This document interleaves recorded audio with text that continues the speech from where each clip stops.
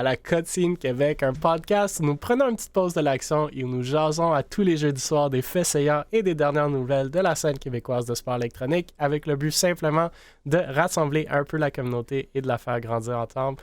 Encore une fois, s'il vous plaît, n'hésitez pas à nous envoyer les nouvelles que vous voyez passer et que vous voulez qu'on couvre ou simplement les taguer avec le hashtag Jason Esports, J-A-S-O-N-S Esports. N'hésitez aussi pas d'interagir dans le chat, nous envoyer vos questions, vos commentaires. On va essayer de les prendre au fur et à mesure du stream. Et vraiment, le but premier de ce stream-là, c'est justement de vous faire jaser la communauté, de vous entendre. Donc, on poste une question à chaque semaine sur les médias sociaux de Able Esports pour avoir votre feedback, pour avoir votre point de vue, puis pour faire jaser de nos projets, de les faire rayonner. Sans plus tarder, vous m'avez de retour, 1000 VP Développement des affaires et cofondateur de Able Esports et administrateur chez la Fédération québécoise de sport électronique. Babinski de retour, fondateur de Mirage. Bernie aussi de retour, PDG de Bernie Media et membre principal de Commu Québec. Wolf, qui est prêt à manger ses œufs. Joueur Valorant pour Villainous et antérieurement créateur de contenu chez Alpha 1. Messieurs, bienvenue. Merci d'être là. Beaucoup de nouvelles cette semaine. Bernie a les Game Awards en background, donc je sais que les Game Awards sont en ce moment avec comme un demi-million de viewers sur Twitch et je sais même plus trop sur Steam et YouTube. Apparemment, ils font tirer un Steam Deck à toutes les 1 minute, donc pluguez-vous sur Steam si vous voulez en gagner un. Mais on va quand même faire notre petit podcast ici pour souligner des événements québécois qui n'ont aucunement fait la liste des Game Awards. J'ai même vu qu'Al Pacino était sur scène, même s'il ne pouvait pas lire ses notes de speech. Mais très, très cool comme événement aussi. Donc, la première nouvelle après cette introduction des Game Awards, c'est Virtual qui recrute une équipe d'Apex Legends. Donc, Virtual, c'est une organisation québécoise de sport électronique, comme plusieurs le savent déjà, et recrute une équipe québécoise d'Apex Legends, donc Flex, Papy et Mr. Joe. Si j'ai bien compris, c'est des joueurs en Diamond et Master dans le jeu. Donc, ça va jusqu'à Predator après Master. Ils ont comme but, j'imagine, de jouer dans le TELUS Esports Series 2, duquel on a parlé. C'est un tournoi canadien sur Rocket League qui se passe en ce moment. Et Apex Legends, dont les inscriptions commencent le 5 janvier. Il y a différents niveaux pour Apex Legends dans ce tournoi-là, débutant, intermédiaire, avancé ou ce qu'ils appellent, entre guillemets, Open Skills. Le Open Skills, c'est ouvert, comme le mot le dit. Mais ça coûte 5 $ pour l'inscription et tu as la chance de gagner une portion du prize pool de 36 000 $ canadiens. Il y a aussi des prix comme des cartes cadeaux, des chaises de gaming, des consoles, du stock de HyperX et plus. Donc, très cool. Je tenais à souligner le fait qu'il y a une équipe québécoise qui s'est fait recruter par une organisation québécoise, donc toujours cool. Mais aussi le fait que c'est une équipe d'Apex Legends qu'on voit pas souvent. Nous, chez Able, on a Cobrax qui est très, très bon au jeu, mais aller trouver une équipe québécoise, c'est pas évident. Je sais pas, messieurs, si vous connaissez un peu la scène. Moi, c'est plus ou moins mon expertise, donc je suis pas certain de c'est quoi l'engouement au Québec, au Canada, s'il y a des tournois, s'il y a des équipes, s'il y a des joueurs, ou si vous avez des réactions quelconques. Mais bon, je tenais à le souligner. Je vous laisse réagir si vous avez des réactions. Quelqu'un? Pas moi? Moi, tout ce que je sais de la scène d'Apex, c'est quand il y avait les LGS, il y a comme 2 mois, je regardais Ed Steamy dans ce temps-là parce que j'adore son stream et il est entertaining. Fait que je connais pas vraiment la scène, je sais seulement que les tournois gros comme ça, c'est rare. Aller chercher une équipe qui est capable de peut-être se faire voir quelque part, c'est sûr que c'est avantageux pour cette scène-là. Puis ça peut toujours être intéressant pour du content aussi. Mais à part de ça, je connais pas vraiment la scène en tant que telle. Babin, tu connais-tu un peu? Tu joues-tu? Non. Mais oui, il me semble qu'on a joué ensemble 1000, non? C'est pas à ce jeu-là qu'on a joué. Ah ouais, c'est vrai. Moi, toi et Léo à Toronto. Ouais. Quand Léo disait qu'elle allait nous carry, puis c'était 0 le cas. Ouais. Ouais, je me rappelle. Non, je connais pas énormément la scène. Après, comme ça a été mentionné, je sais qu'il y a le tournoi là, du TELUS Esports Challenge. Est-ce que ça va être un recrutement temporaire pour la compétition? C'est possible. Après, dans les derniers recrutements qu'il y a eu de Virtual, je sais pas à quel point il y a eu beaucoup de contenu qui a été fait autour de leurs équipes. Donc, je me questionne un peu, est-ce que c'est juste un pick-up Puis après, on verra si on reste sur Apex. Est-ce que c'est des gens qui créent du contenu? Ça, je suis pas certain. J'ai pas fait mes vérifications, mais... Ouais, je pense qu'ils ont vu passer le tournoi de TELUS. Je pense qu'il y a une équipe de Rocket League aussi, si je me trompe pas. Donc peut-être ils ont été dans la RLQC et dans le TELUS pour Rocket League, mais j'ai pas vraiment suivi. Il y a une équipe de League of Legends dans la ligue de Mamago, ça je sais. Je pense qu'ils avaient gagné une des divisions la saison passée. Et en passant la Mamago League, je pense que c'est toi Babinski qui l'avait dit, ils ont leur finale de la saison le 17 décembre, si je me souviens bien, au Gaming Café à Montréal. Donc pour ceux qui sont en manque de LAN, c'est peut-être une belle occasion d'aller voir. La communauté de League of Legends. Fait que c'est ça, ils ont recruté Virtual, une équipe d'Apex. Moi, j'ai parlé un peu à Cobrax, notre gars d'Apex Legends, un des tops au Québec, même au Canada. Il semblait pas connaître ces gars-là, mais apparemment, ils sont rentrés dans son chat hier, ils veulent grinder. Fait que c'est très cool. Cobrax, lui, des fois, il fait une équipe avec son frère et un autre Québécois pour justement jouer dans des gros tournois et peut-être ils vont faire le TELUS aussi. Mais ça me paraît pas comme un jeu qui est super développé ou très populaire compétitivement. Là. Je sais que plein de monde le joue casually au Québec, mais compétitivement, on le voit pas souvent. J'ai pas vu beaucoup de tournois d'Apex non plus. Je pense que j'en avais eu 1 ou 2 dans les dernières 2 ans passés au Québec. Fait que je sais pas, c'est cool.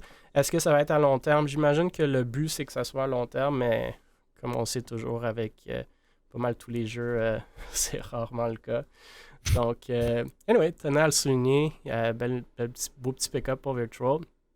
Et on verra s'ils vont pouvoir faire de quoi dans le tournoi de TELUS, justement. Le prochain sujet, c'est nos bons amis chez Mirage qui gagnent la première saison de la Coupe québécoise de Valorant. Pour ceux qui ne le savent toujours pas, la Coupe québécoise de Valorant, c'est une nouvelle ligue de Valorant qui a été fondée par 4 organisations e-sportives québécoises, donc Mirage, Able, Ducky et Alpha One. Villainous et Parabellum sont venus rejoindre les autres 4 après un tournoi qualificatif. Ça s'est fait sur 10 matchs sur 8 semaines la saison régulière. Les top 4 équipes ont fait les séries. Les top 3 équipes se qualifiaient à l'événement en personne. Donc, Villainous, malheureusement, ont perdu en série. Ils n'ont pas fait le LAN, mais Ducky, Parabellum et Mirage ont été au final en LAN. Ducky directement en grande finale. Mirage ont battu Parabellum 2-0 dans le lower bracket et après ont battu Ducky dans les grandes finales sur le stage au théâtre de la Providence à Longueuil devant 140-150 personnes dans les estrades et un autre 170 sur Twitch. Donc super cool pour une première saison. C'est donc SML, Caller, Chicago, Michael et Volcan qui ont gagné, mais Volcan a remplacé 1000 qui a joué pour Mirage durant la saison. 1500 $ aux gagnants, des headsets, 2e place, des claviers, 3e place de HyperX. Donc, super bel événement. J'ai eu la COVID, malheureusement, à cause de cet événement-là, je crois. Mais sinon, je regrette rien. Bernie avait fait une grosse job de production, les lumières avec Freezes aussi et toute l'équipe en arrière. Donc, pour ceux qui n'étaient pas là, soit sur le Twitch, soit en personne, je vous le suggère très fortement. Pour la prochaine fois, quand j'ose croire qu'il va y avoir une prochaine fois, c'est pas officiel encore, mais je vois pas pourquoi pas. Donc c'est ça la nouvelle. Il y a un beau petit article de RDS Jeux aussi qui est sorti aujourd'hui sur la victoire de Mirage et sur la Ligue. Messieurs, réaction, vous étiez tous là. Ben Wolf, t'es pas venu au final, mais... J'ai bien fait, j'ai pas le COVID. Ouais, c'est ça. T'étais là tout au travers de la saison. Je faisais avec des réactions sur le fait que Mirage a gagné, sur les finales en personne, sur la Coupe québécoise de Valorant plus généralement. C'est à vous. Donc, moi, je sur place de la technique. Fait yeah, t'as fait une grosse job. Mis à part sur l'équipe qui a gagné, comme c'est incroyable. C'était juste la vibe dans la salle, était incroyable. Là. Ducky, on a mis une grosse vibe aussi. Ouais. Mirage avait. Ducky était tout en avant, Mirage était tout en arrière. Les jeunes de Ducky en avant, la vieille garde de Mirage en arrière. Ouais, c'était cool. On salue ceux qui ont perdu la voix le lendemain. Ouais, Wendy. Wendy a fait une grosse job de vibe aussi. Ben, moi, je peux parler un peu d'expérience en tant que joueur, puis genre comment ça s'est passé la saison. Je pense que ça a été dit en plusieurs entrevues, il n'y avait pas vraiment de pratique derrière ça. Puis je pense que ça a été le même pour basically chaque équipe, à part genre Ouais. Titable et Alpha One qui étaient déjà des core d'équipe avant, qui avaient déjà des pratiques de base. Mais malgré le fait que le monde expectait quand même Mirage à gagner, tu sais, 3 ex-pro, 2 gars qui ont joué à CS avant, SML Chicago, Kohler, Michael Miles, c'est tous des très très bons joueurs qu'on connaît depuis longtemps sur la scène, principalement Kohler, Michael, Miles aussi, mais comme même si c'était expected, je pense pas que c'était comme assuré que Mirage allait win. Je pense que chaque équipe avait sa chance en tant que telle. Mhm. Pour les 4 qui étaient qualifiés, c'était plus une question de qui allait show up à la journée qu'il fallait show up. Puis c'est un peu ça ce qui s'est passé pour c'est un peu ça qui s'est passé pour nous. Ça a été dur de se faire rincer 13-4 deux games de suite, mais on sait tout, on a tout pas bien joué. Puis après ça, j'ai checké un peu les games du LAN, puis je veux dire, tu sais, Fan nous a chié sur Fracture sur un temps, puis après ça, il est arrivé au LAN, il n'a rien foutu, mais comme c'est juste Ouais, une c'est une question autre game de arrivé feedback. en LAN. Je pense que les C'est gars de ça. Mirage ont montré ça à tout le monde. Leur expérience a vraiment shiné. Là. Ducky ont joué super bien en série, justement. Ils avaient battu Mirage en overtime juste avant, mais rendu on stage là, avec le bruit, les lumières, le setup qui est pas le tien, Non, t'as pas ton 240 Hz, c'est ton... il y a des T'as quand même headphones. des, t'as quand même des gaming chirps et tout, mais t'entends pas les pas, il y a des trucs qui fonctionnent pas bien. Les gars de Mirage étaient bien relax, là. Ils étaient vraiment bien. Là. Je tiens à dire que SML jouait sur 2 tables en même temps de niveaux différents. Il ne s'est pas plaint. Donc il y avait une main qui était comme ça pour jouer à la souris, puis t'avais le clavier qui était un peu plus haut. Moi, on a Puis, comme inséré une petite table juste avant le match. Je pense que la première ronde, il a fait 3-4 kills, fait qu'on s'est regardé, puis on s'est dit, apparemment, son setup est bien. Là. Ouais. Mais à part de ça, je veux dire, c'était bien. C'était le fun de pouvoir faire un peu une compétition québécoise, puis de voir juste toujours les mêmes joueurs, puis de se niaiser de temps en temps, puis de voir à quel point, genre, on était capable de rivaliser entre communautés, si on veut. J'ai bien aimé ça, puis j'espère vraiment qu'il va y avoir une deuxième saison. Hein. Babin, comment t'as trouvé ça du haut de ton expérience de LAN? T'as-tu déjà vu des trucs du genre? Tu compares ça à quoi? Ben, au niveau de l'ambiance, je te dirais le seul qui se rapproche que j'ai vu au Québec, puis admettons qu'on exclut peut-être le Invitational de Rainbow Six, que j'ai pas pu encore assister, mais que je présume que l'ambiance doit être assez folle. Mais pour ceux que je suis allé, je dirais probablement la finale de Rocket League de DreamHack 2018. Le dernier ou l'avant-dernier? Ouais, ben, où il y avait G2 en finale contre Plot Twist? Non, pas Plot Twist. Ouais, je pense que c'est ça. Non. En tout cas, je pense que c'est le seul événement en LAN où j'ai vu une ambiance aussi folle. Puis j'en ai quand même vu, bon, je suis pas le plus expérimenté peut-être ici, là, mais disons depuis 2017, je pense pas avoir rien vu de comparable. Surtout pas local. On parle Rocket League, c'était quand même une compétition internationale, là, donc avec la meilleure équipe au monde. C'est ça que j'allais dire. Genre, je trouve ta comparaison au SI... Non, mais c'est ça que je trouve cool comme comparaison, tu sais. Parce que justement, moi, c'était ça qui... Tu sais, au Québec, on a des super beaux événements. LAN-ETS, j'ai rien de négatif à dire. C'est incroyable. C'est un BYOC. Tout le monde peut jouer. Tout le monde compétitionne. Les finales sont sur des stages. Même chose, DreamHack, un BYOC. Mais il y a l'aspect que Babin parle sur stage. Mais sur stage, c'était des pros et des semi-pros, là, comme minimalement. Fait qu'au Québec, pour des équipes et des joueurs québécois, c'est rare d'avoir l'opportunité de juste jouer devant un crowd qui n'est pas à un BYOC. Fait que c'est ça que moi, j'ai beaucoup aimé de l'événement, que c'est différent. C'est comme un événement pro, mais ça l'est pas, tu sais. Puis, tu sais, les gars de Mirage, c'est ça un peu ce qu'ils ont dit. Et 3 de ces gars-là ont joué professionnel, puis ils nous ont dit, écoutez, ça accote et même dépasse certains événements professionnels où est-ce qu'on a été. C'est sûr que ça les dépasse pas toutes, mais ils parlaient de WSG, ils parlaient de DreamHack. Fait que ça, c'est super cool d'entendre, surtout pour une première saison. Puis là, encore une fois, gros chapeau à Bernie, à Freezes. Si vous étiez pas là, puis vous trouvez que l'intro... Moi, c'était juste à l'introduction qu'on a joué l'intro sur la stage, puis toutes les lumières de Bernie ont commencé à comme bouger avec l'intro. J'étais déjà comme à terre. Puis j'étais comme, OK, wow, on vient de faire quelque chose de spécial. Puis là, la gang de Ducky sont rentrés dans la foule. La gang de tout le reste ont pris pour Mirage. Puis Puis c'était vraiment. Mais gros chapeau à Ducky aussi. Là. Ils ont mis un gros vibe. Ils sont arrivés avec leur trompette, leur noisemaker, Confetti. leur confetti. Puis tu sais, encore une fois, chapeau à Moutmout qui a tout ramassé après avec son balai. Donc, non, c'était vraiment cool. Puis la vibe était nice. Mis à part comme un petit incident avec Chicago puis Fan BF4, mais que même ça met un peu le piquant dans le truc. Le vibe était cool. C'était compétitif, mais super amical. Tout le monde était juste content d'être là. Puis j'ai trouvé le théâtre un bon size. On était vraiment chanceux avec le théâtre aussi. Là. On avait d'autres options qui étaient beaucoup plus grosses. Puis je pense que ça n'aurait pas été le même vibe. Mais qui sait, pour la prochaine saison, peut-être justement, il va falloir plus de place à voir. Centre Bell, pas le choix. C'est la prochaine étape. Pour 80 000 spectateurs. On va passer de 150 à genre 30 000 spectateurs.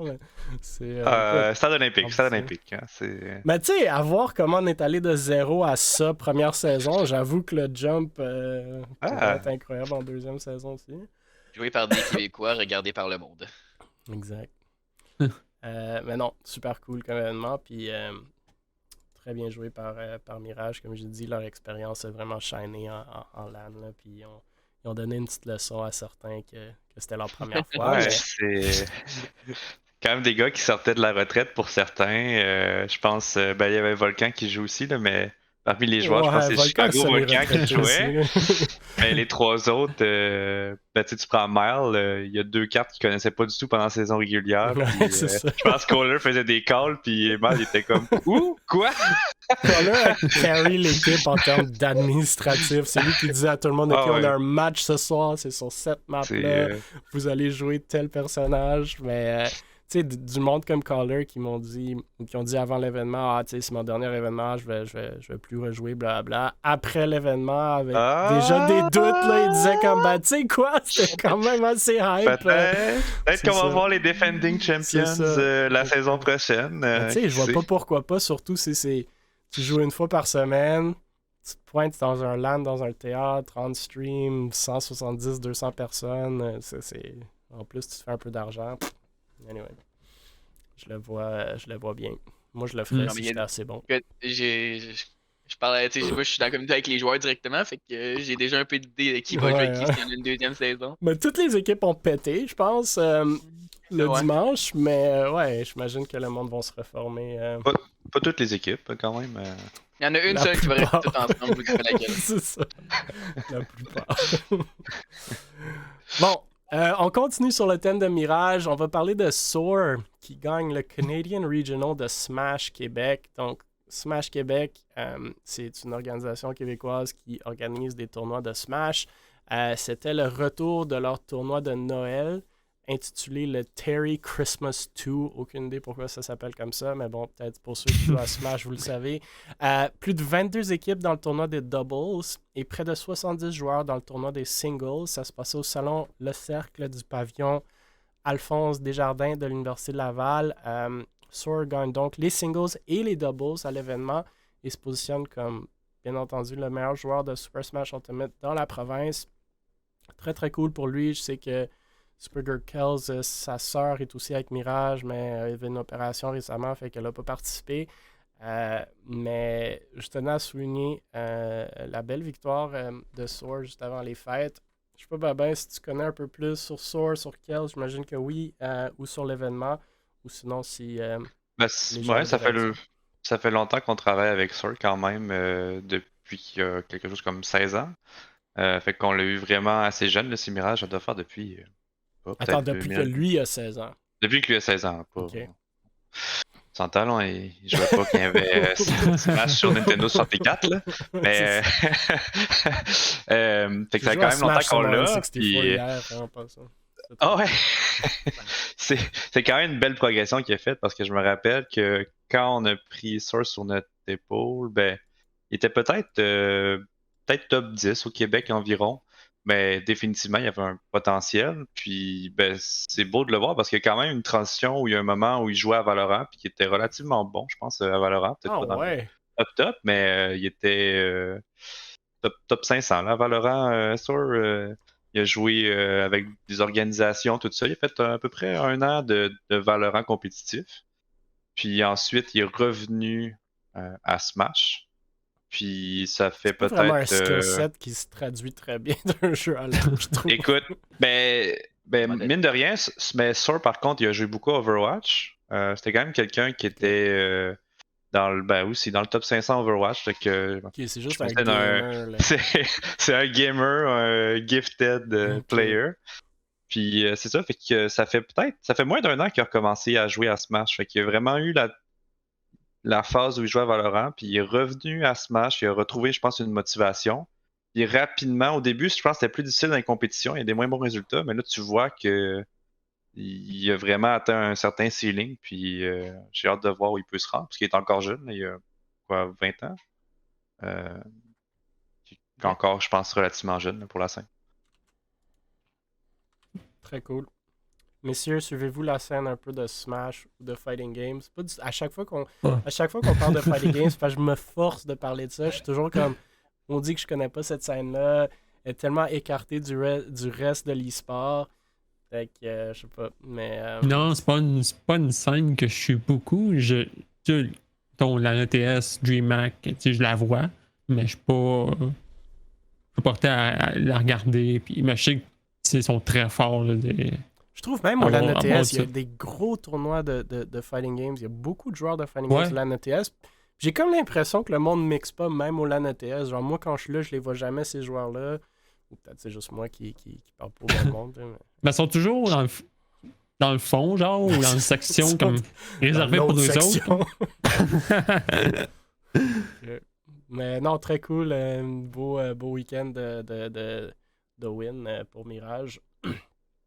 Donc, Je connais pas la scène Smash, mais ce que je sais, c'est que je me rappelle de Soar quand il jouait à Valo. Je l'ai Ah ouais? déjà vu quelques fois. Ben, je l'ai déjà vu quelques fois. Genre, ça fait depuis épisode 1 acte 3, fait que peut-être 3-4 mois après que la bêta est sortie. Mm. Pas 3-4 mois, 6-7 mois après que la bêta soit sortie, j'étais rendu sur Valo temps plein. J'avais lâché mon temps de Fortnite. Puis je me rappelle l'avoir vu son nom quelque part. Puis je Tu veux vas dire, quand peut-être j'ai vu aimer son nom, notre j'ai dernier trouvé ça. sujet. Hein? Il y a peut-être de l'argent que tu peux aller chercher si tu joues à Fortnite. Ouais, non, j'ai checké, hein, c'est Mais non, mais je connais son nom, puis quand tu m'as envoyé ça, puis j'ai vu qu'il a gagné, je fais comme genre, il me semble qu'il joue à Valo, lui, mais écoute, je suis content de savoir peu importe le jeu qu'il joue, il performe. C'est comme Watt qui était super bon à Hearthstone puis qui maintenant est bon à Valorant. Genre, ça n'a rien à voir ces skills-là. Là. Sort une belle. Real gamers. En plus, c'est en forme puis shapé puis tout, man. C'est juste injuste la vie des fois. Bon. On va parler de la face des internets par l'Auto-Québec qui fait son retour. Donc, des diffusions grand public pour l'ensemble de la communauté. C'est ça que c'est en gros. C'est des formations pour les 12 candidats qui vont être sélectionnés dans ce programme-là d'une valeur qui se situe, comme eux ils disent, entre un six-pack de Valve, Index et le prix d'achat de Twitter. Et que c'est donné par des spécialistes avec du matériel de pro, ateliers, conférences, exercices, tout ce qu'il vous faut.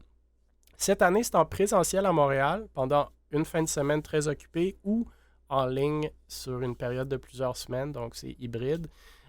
C'est des coachs qui suivent les champions, donc les 12 candidats, qui répondent à leurs questions, les aident à s'améliorer. C'est une compétition amicale, mais quand même relevée, à l'issue de laquelle 6 des 12 champions vont être couronnés super champions, comme ils disent. Et l'équipe de diffusion de l'Auto-Québec sur Twitch qui vont diffuser tout ça. En 2021, c'était entièrement en ligne, donc en 2023, c'est un mode hybride, comme je viens de mentionner. La face des internets, eux disent, mettra en vedette la communauté des diffuseurs québécois sous la grande et toujours grandissante famille des tripeurs de jeux vidéo, mais aussi d'illustrations de recettes originales, de Let's Talk et d'autres. Donc, c'est pas juste du gaming, mais quand même un gros focus sur le gaming. Puis, tous ceux au Québec qui sont sur Twitch peuvent s'intéresser et ou envoyer leur candidature. Les inscriptions sont ouvertes jusqu'au 4 janvier à 23h58, 2 minutes avant minuit. C'est pour pas mal n'importe qui, Québécois, qui a 18 ans ou plus, qui diffuse en français ou qui serait prêt à diffuser en français, dit ça ne tient pas compte de la popularité de la chaîne ou de la taille de la communauté lors de la sélection. Tout le monde peut s'essayer. En 2023, c'est, comme j'ai mentionné, pas juste du gaming, donc c'est vraiment ouvert à tout le Twitch Québec. Il annonce les champions le 15 janvier 2023. Les critères de sélection sont la qualité de la présentation, l'engagement face à la communauté, la vision du développement du stream et le désir d'amélioration. Moi, je sais que Léo Vinci puis Joueurs sans fromage chez Able, puis peut-être certains d'autres l'ont déjà fait, la face des internets. Ils ont beaucoup apprécié. Ça les a non seulement aidés à propulser leur chaîne, mais aussi à prendre des bonnes habitudes, à apprendre des astuces de gens qui se connaissent sur Twitch dans plusieurs facettes de ce que ça prend pour être streamer. Donc, c'est ça. Si vous voulez postuler, vous pouvez. Messieurs, dames, connaissez-vous la face des internets? Allez-vous postuler? Avez-vous écouté auparavant? Je sais pas c'est quoi, j'ai aucune idée. J'ai jamais travaillé avec eux autres. Bernie, par contre. Ouais, non, c'est un super, genre, pour apprendre, pour développer, genre, même si tu gagnes, ben, tu sais, vraiment, tu veux participer, là. Ouais. Je veux dire, même si tu gagnes pas à la fin, le super champion, juste participer, c'est comme, c'est tellement énorme d'apprentissage, l'éclairage, toute la technique t'apprends. Comme il y a une année, je pense que c'est souvent, chaque année, il y a Denis Talbot qui est là, qui donne des cours comment bien se présenter ou comment bien interviewer quelqu'un. Ou c'est des scénarios qui vont être utilisés dans les diffusions de l'Auto-Québec. C'est pratique d'avoir ces outils-là. Puis, à part ça aussi, c'est Léo Vinci, Chiro qui est devenu partner. Ouais, Chiro l'a fait aussi. Ça. Ouais.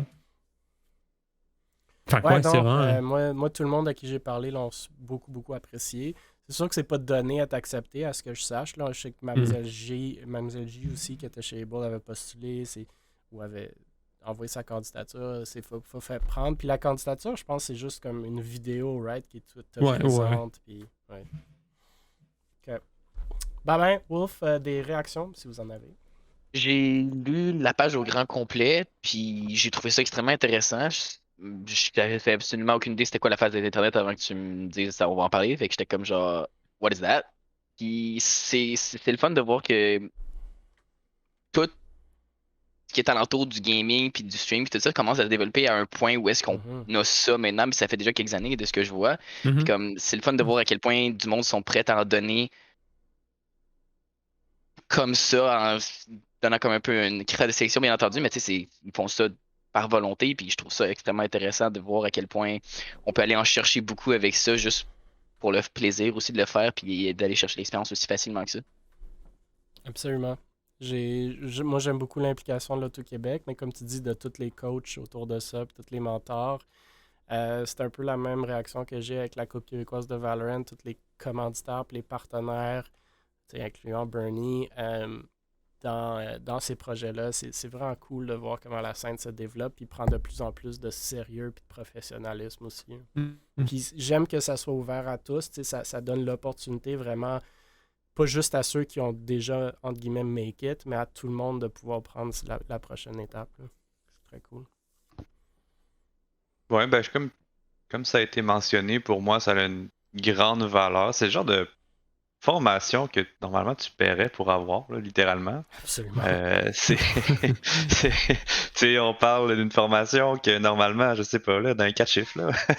Donc, pour moi, ça a vraiment beaucoup de valeur. Puis, de même, les personnes avec qui j'ai parlé, qui l'ont fait dans le passé, ils ont vraiment vu la valeur. Puis, on a vu l'évolution. Des personnes qui ont gagné la phase Internet. Moi, je me rappelle en 2019, t'as Bergie qui avait gagné Madame Zoom. Puis on a vraiment vu une progression, peut-être pas immédiatement par la suite, mais je pense que toutes ces personnes-là se sont professionnalisées davantage. Puis ce qui était peut-être pas le cas nécessairement pour ces gens-là initialement au Québec. Puis il y en a qui ont vraiment pris les moyens là, pour arriver à faire grossir leur chaîne. Il y en a que je regarde des noms d'anciens gagnants, puis je suis comme on les a plus revus. mais quand même, puis c'est vraiment une belle opportunité. Puis j'encouragerais n'importe qui aimerait percer dans le milieu à le faire. Puis même à ne pas être sélectionné, ben d'appliquer cette année. Puis si t'es pas sélectionné, tu tu peux probablement même demander des feedbacks sur hey, l'année prochaine, si je veux être recruté, avez-vous des feedbacks sur ma candidature, puis tu réappliques l'année d'après. Absolument. Absolument. C'est un long game. Là. Ça veut pas dire qu'une année, ça marche pas, l'autre, ça va pas marcher. Mais je pense que c'est un super belle, super belle initiative. Puis comme tu as dit, Babin, d'habitude, tu paierais cher pour ça. Fait que essayez-vous, peu importe qui vous êtes, si vous avez la motivation. OK, prochain sujet. Nocturnes. Donc, Kenji acquiert Nocturnes. Babin a demandé avant le podcast c'est qui Kenji, puis la réponse c'est j'en ai aucune idée. Fait que Nocturnes, pour ceux qui s'en rappellent pas, on en a parlé à quelques reprises sur le podcast, mais c'était lancé par Memories, donc une organisation entre guillemets, mais plus une équipe Rainbow Six lancée par Memories, qui était précédemment connue sous le pseudo Ripsaw, maintenant graphiste pour Parabellum et Astralis. C'était une équipe Rainbow Six dans la NACL, donc la Tier 2 de Rainbow Six, la North American Challenger League. Ils ont fermé il y a quelques mois cette organisation / équipe-là, donc plus d'équipe de NACL. Kenji a donc acquéri Nocturne cette semaine, qui me semble, entre vous et moi, une coquille vide, et même pas certain si c'est bel et bien une entité juridique. D'habitude, pour avoir une licence d'NACL, il fallait être une compagnie, mais ils font des exceptions où est-ce que la licence peut être transférée à un individu. De mémoire, Memories avait acquéri cette licence-là dans la NACL pour que l'équipe, dans ce temps-là, tous 5 Québécois, pouvait continuer à jouer. Il était dans une organisation québécoise auparavant, là, je me souviens plus c'était avec qui, peut-être Valors ou quelqu'un d'autre. Fait que bref, c'est ça. Il voulait avec le temps, refaire son argent pour ce qu'il avait payé pour cette licence-là. Donc, peut-être qu'il est allé le faire ici, mais je serais quand même surpris vu qu'il n'y a plus la licence parce qu'il n'y a plus d'équipe. Donc, je ne suis pas certain c'est quoi qu'on acquiert ici, à part le branding. Là. Il y a quelques centaines de followers dans Nocturnes. On peut aller voir 589 followers sur Twitter, du moins. Je connais pas Kenji. C'est un jeune homme de 18 ans qui réside au Michigan avec 98 followers sur Twitter et 24 sur Twitch. Je suis allé voir un peu son Twitter le 26 novembre dernier, donc il y a une couple de semaines. Il demandait à son following, puis personne n'a répondu ni liké, mais il demandait s'il devrait acheter une autre org, qu'est-ce qu'il devrait faire avec Boosted Gaming, du haut des 12 followers que Boosted Gaming a. Peut-être la convertir en compagnie de vêtements, laisser des joueurs sans organisation la représenter pour leur donner plus de crédibilité ou une apparence plus professionnelle. Écoutez, j'aime l'ambition de Kenji, mais je trouve que peut-être un peu prématuré sur certaines décisions qu'il prend. J'espère qu'il n'a pas trop payé pour Nocturnes, même si le branding est super nice. Tout ce que Memory fait en termes de graphisme est super, super beau. Mais bon, c'est ça. Je tenais à souligner le fait que même si Nocturnes est mort, Memories a pu le vendre à quelqu'un qui est intéressé. Messieurs, avez-vous des réactions là-dessus? Or, Ou pas? ma pensée c'était genre, the fuck is that? Je sais pas quoi dire. Je sais pas quoi dire. C'est Ouais, comme. Je pense que ça s'enligne avec les pensées de tout le monde ici. Je leur dis, il a peut-être acheté avec le chèque de 600$, mais il n'est pas au Québec. Ouais, moi j'ai eu moins que ça. Mais j'espère qu'il n'a pas payé 600$ pour ça. Léonin dans le chat est curieux de savoir le prix de vente. Moi aussi. Je suis assez confus. Mais j'aimerais quand même rebondir sur le fait que, parenthèse, Memories a fait le tournoi de qualification pour le Six Invitational et s'est rendu, en tant que designer graphique, s'est rendu plus loin que son équipe Parabellum dans le tournoi de qualification. Donc, je glisse ça comme ça ici. Dans la plaie, je glisse ça ici. Félicitations à lui. Très bon résultat. C'est un très bon joueur de Rainbow Six, mais en effet, c'est je connaissais drôle. pas ça de lui, mais chapeau. Chapeau. Job, donc, je voulais glisser ça, vu que Memory fait partie de la nouvelle. Sinon, ben, j'ai hâte de voir ce que Nocturne va faire, mais est-ce que ça va être relié au Québec? J'ai pas l'impression. Je pense pas qu'on va en reparler de sitôt. Non, moi j'arrête de les suivre et même vers la fin, il y avait vraiment plus de Québécois là-dedans. Malheureusement, l'équipe québécoise s'est fritée à chaque saison. comme est souvent le cas. Puis Rainbow Six, il y avait beaucoup de Québécois des, entre guillemets, haut niveau pendant un moment, puis maintenant, c'est beaucoup moins le cas. Je sais pas si ça va revenir un peu, mais on verra. Donc, sur le thème des Gaming Awards, on va parler des Major Key Awards qui annoncent les candidats et les panels de juges cette semaine. On a parlé un peu des Major Key Awards la semaine dernière et même une ou deux fois avant ça, si je ne me trompe pas. C'est Victime qui est derrière ça, donc un streamer Twitch québécois. Il a lancé les Major Key Awards il y a quelques années. Je pense que c'est peut-être la 3e édition. Je pense à la 3e. Hein? Ouais, hein? Quelque chose du genre. Il y a eu plus de 500 votes de la communauté en même pas 24 heures, ce qui fait déjà la plus grosse édition à date en termes de participation de la communauté des Major Key Awards. Il a annoncé les juges, donc rapidement, Buddy, Nevrose, Nico Playstings, Sirène Framboise, Tunable, Adrodem, Alcénic, Les Névralgiques, Madame Zoom et Will Pitiqui. Donc beaucoup de noms qu'on connaît. Il a aussi annoncé quelques commanditaires et partenaires. Donc en plus d'Arobase personnel qu'on a mentionné la semaine dernière, il y a maintenant Pèse sur Start, Paro Info et Commu Québec. Très cool, encore une fois, de voir Paro Info dans beaucoup d'événements québécois. Commu Québec aussi, que Bernie connaît très bien. Il a annoncé plein de catégories. Donc, 46 jeux vidéo et streamers en nomination à travers 30 catégories, 16 médias et divertissements, 14 dans streaming. Je vais en nommer quelques-unes, mais meilleur jeu de l'année, streamers franco-canadiennes de l'année, streamers et streamers franco-canadiens de l'année, streamer Just Chatting, franco-canadien encore une fois, streamer de variété, compétitif, RP, rétro speedrun, art musique, nouveau partenaire de l'année, franco-canadien, révélation Twitch, potentiel partner franco-canadien, meilleur podcast talk show. Je note qu'on n'a pas été dans cette liste-là. Je suis assez choqué. Événements collaboratifs, clip Twitch, film blockbuster, etc. Vraiment très cool comme événement.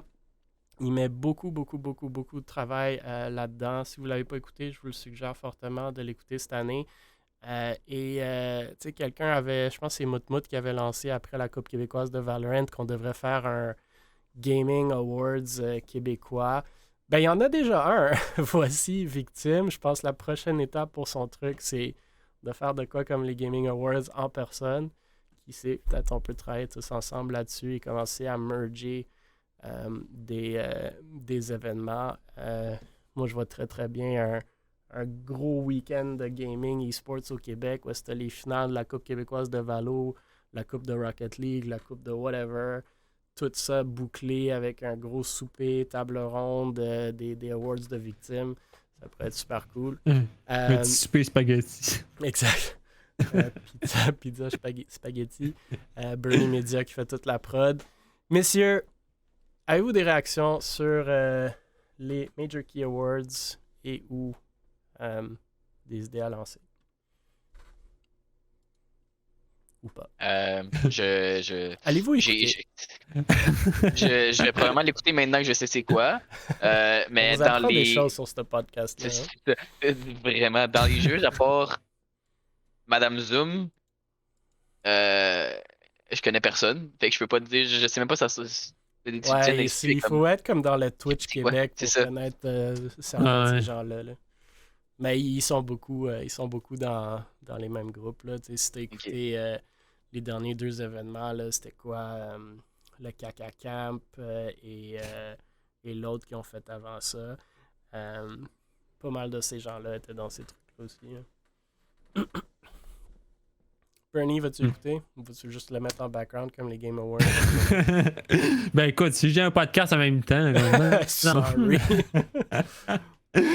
Mais oui, des fois, ça dépend, je pense que c'est en 27-28 décembre. Fait, ouais, vers la oui, ça va dépendre. Si j'ai pas de rien de famille qui se passe la journée-là, je vais l'écouter certainement.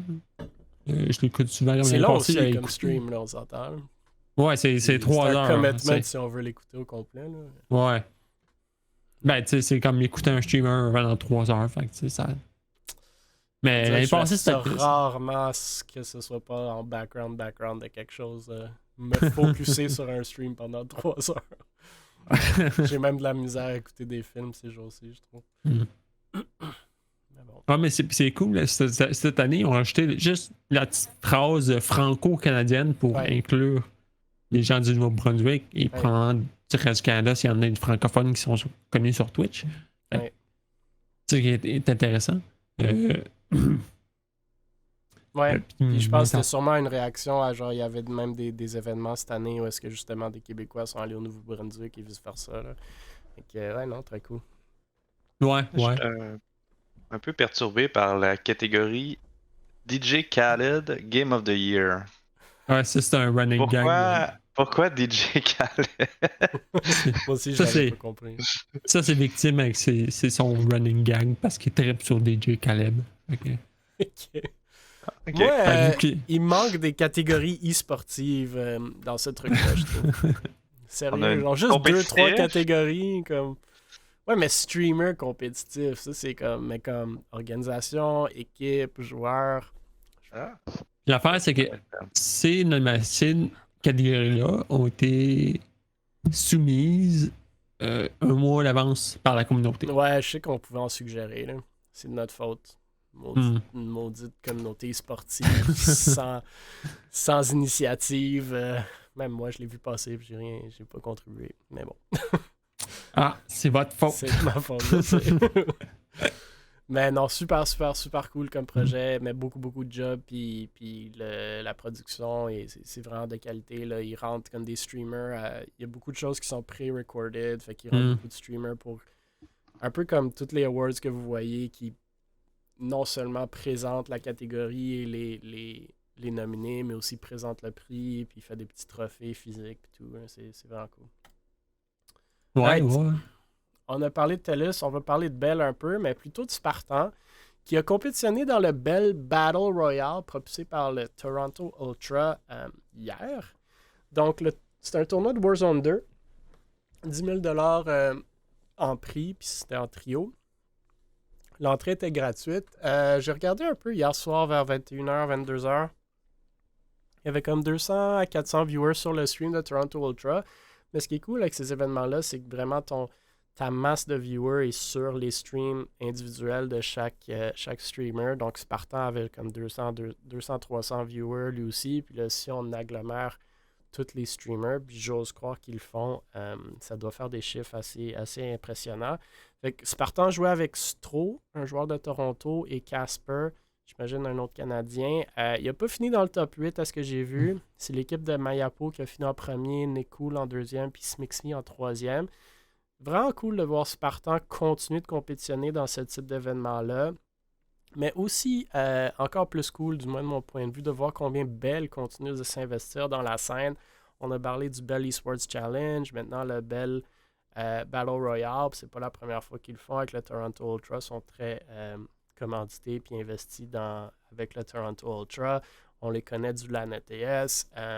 Fait que très cool de les voir continuer dans ce type d'événement-là.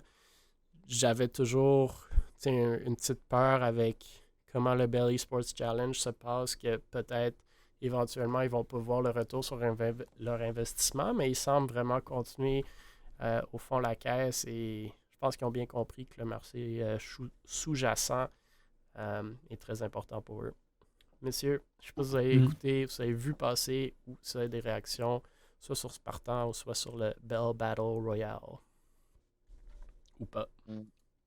Encore une fois, c'est pas vraiment une scène que je check. Warzone. Je veux dire, non, c'est ça, mais comme, à part Valo, mettons, on va pas mentir, là, à part Valo, là, moi je check absolument rien. Là. Je suis trop addict à Valo Wolf, pour c'est pas regarder. comme Qu'est-ce qu'il fait ici, Score, Wolf? Qu'est-ce Watt, qu'il genre, fait il est ici? juste comme même, joue à Valo. Wow. Je ne connais pas, mais je suis capable d'être logique et de donner des bonnes affaires.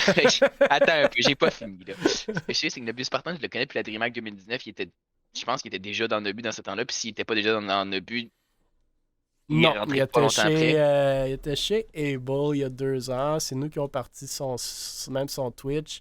Il est parti de chez Able pour rejoindre Nobu, puis Nobu sont morts un peu après.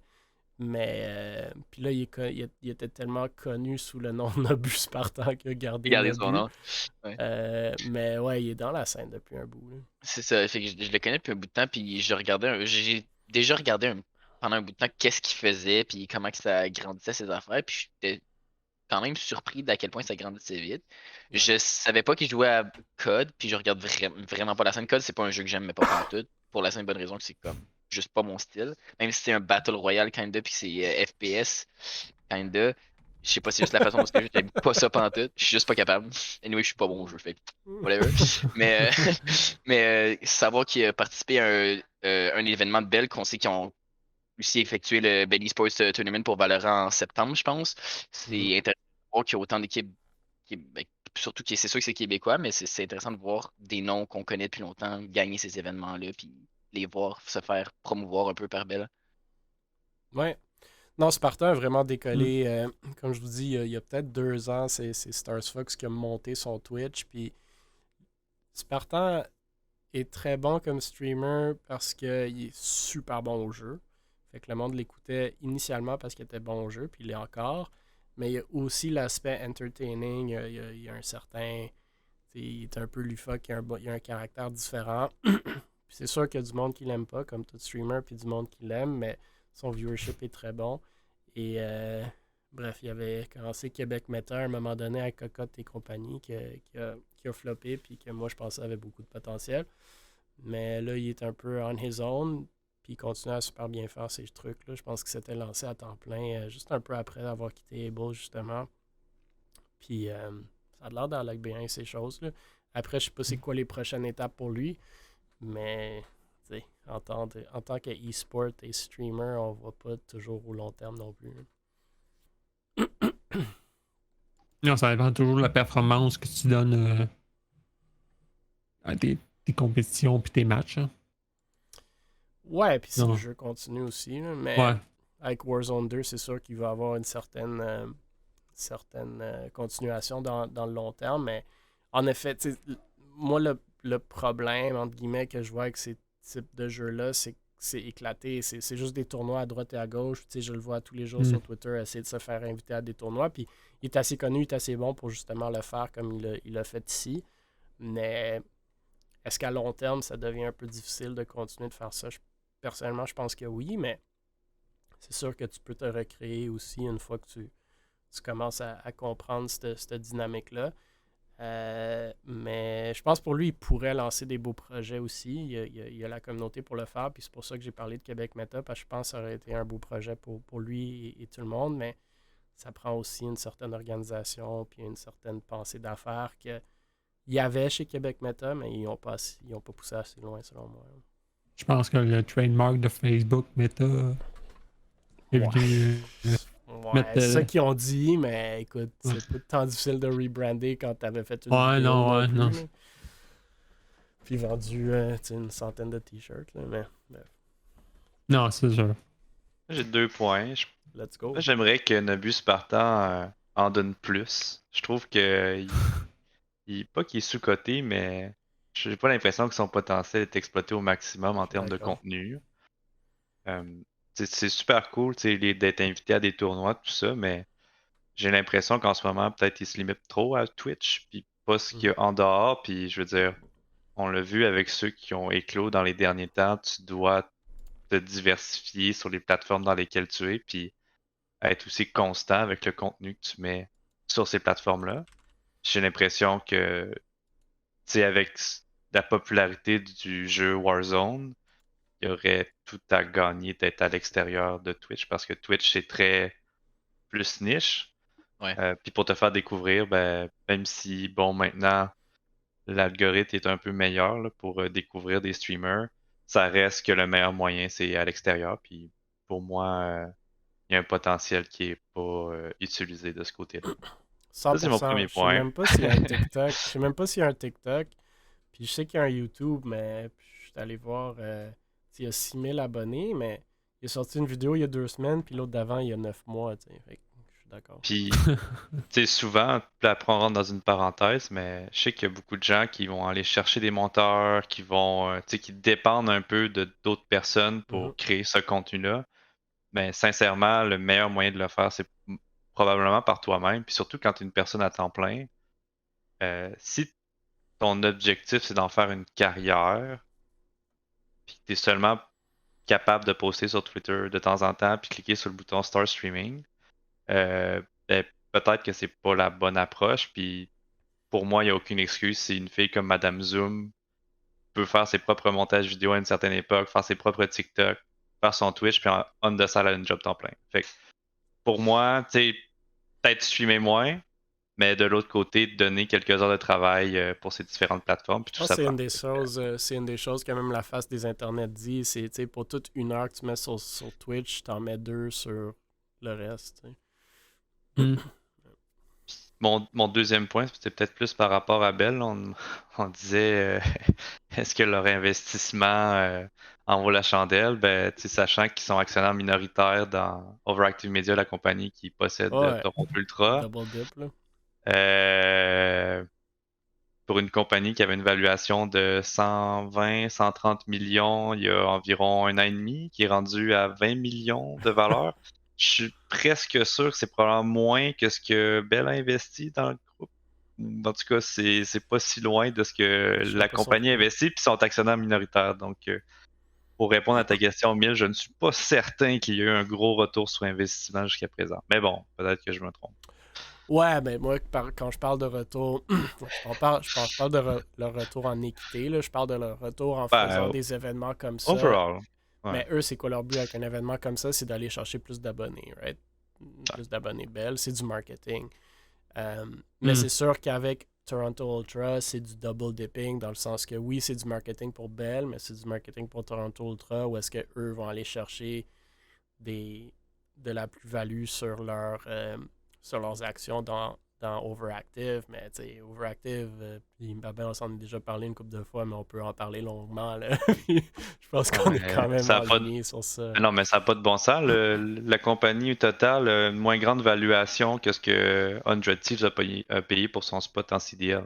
Je Ouais, veux puis ils ont dire. quoi? Ils ont 3 spots dans 3 ligues franchisées ou la dernière fois que j'ai regardé. Fait que, Le dernier spot LEC s'est vendu à quelque chose comme quoi 40 quelques millions d'euros, puis la compagnie est évaluée à 20 millions canadiens.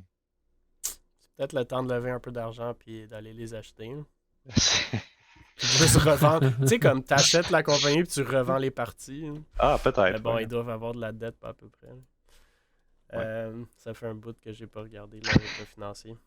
Ne veux pas regarder. Non, je veux pas. J'aime pas ça. Ça me déprime. Puis ça m'aide pas dans mes pitchs non plus. Catapulte ouvre son appel aux candidatures pour la 9e édition. Donc, pour ceux qui ne connaissent pas Catapulte, il se caractérise comme étant le programme qui catapulte les studios indie de jeux vidéo du Québec. C'est présenté par Ubisoft et propulsé par Desjardins. Donc, c'est un programme unique d'accélération voué à la réussite des studios indépendants de jeux vidéo du Québec qui débutent leur aventure entrepreneuriale. C'est ouvert depuis 2014, donc la 9e édition cette année ou l'année prochaine. Le studio gagnant de la grande finale Catapulte se mérite une bourse de plusieurs milliers de dollars et un accompagnement stratégique aux côtés d'experts de l'industrie. Ça s'adresse aux studios de jeux vidéo indépendants du Québec seulement. La date limite pour déposer les candidatures, c'est le 3 février 2023. Un comité de sélection est établi et a pour tâche de sélectionner les studios finalistes qui participeront à la grande finale. C'est 5 studios finalistes qui seront dévoilés au grand public lors de cet événement-là. Les studios ils entament leur parcours par après de formation pour recevoir des conseils sur la stratégie de marketing, commercialisation, ainsi que pour perfectionner leur pitch qu'ils vont devoir réaliser devant un jury dans la grande finale pour essayer de gagner. La grande finale, c'est en mai 2023. Une fois le grand vainqueur est couronné, c'est là que pour cette compagnie-là, le programme d'accélération d'une durée de 12 mois se met en place. Fait qu'en remportant la grande finale, le studio gagnant se mérite un grand prix d'une valeur de plus de 125 000 $ en argent et un accompagnement pour développer et commercialiser leurs jeux vidéo. Super beau programme. Moi, j'ai j'ai regardé un peu une couple des dernières éditions. J'arrête pas de le dire. Vraiment une plaque tournante, le Québec, pour ce qui est des studios de jeux vidéo. Puis Ubisoft, on peut dire ce qu'on veut de négatif sur Ubisoft. Plein de personnes le font, mais Ubisoft Desjardins contribue vraiment à propulser cette communauté-là qu'on a de développeurs de jeux.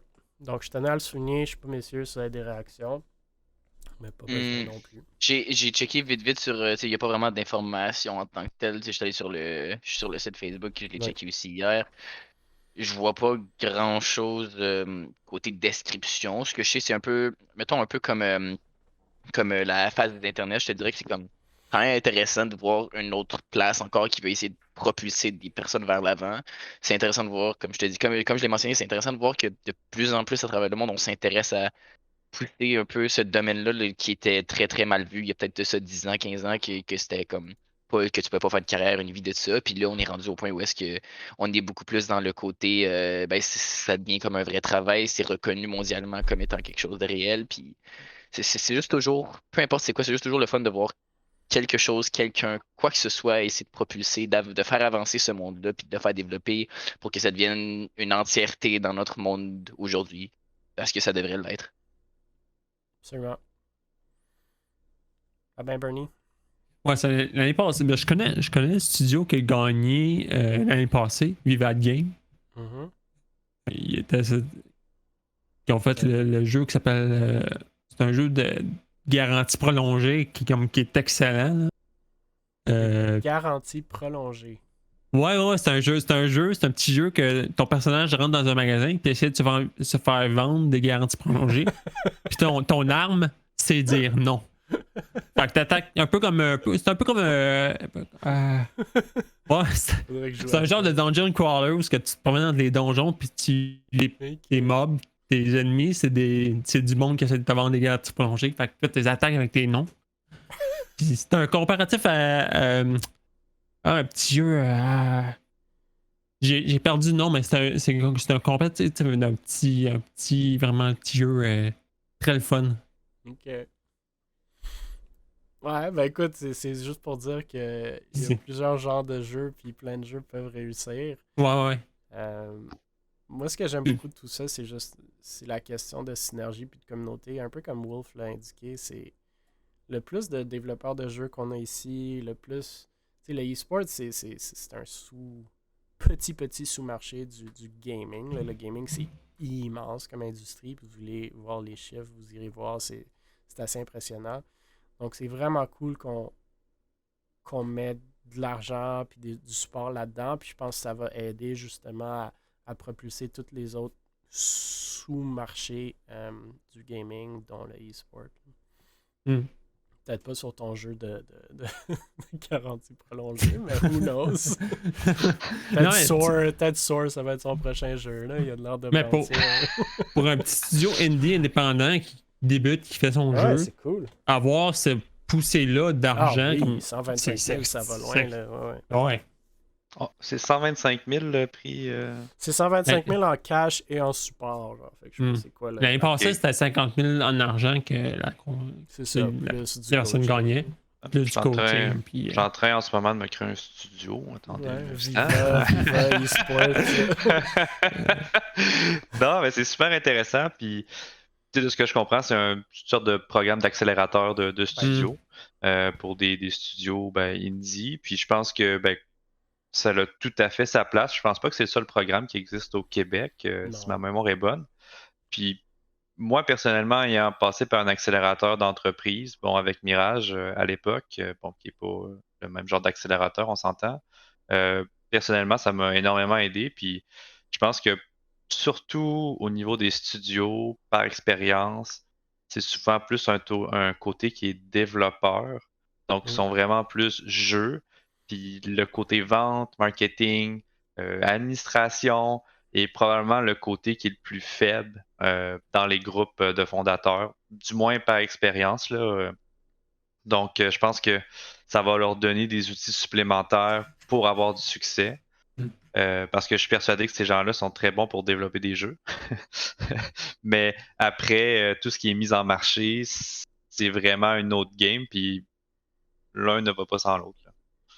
Ah, absolument. Moi, je me souviens même plus de l'article, mais j'avais justement lu un article un peu là-dessus.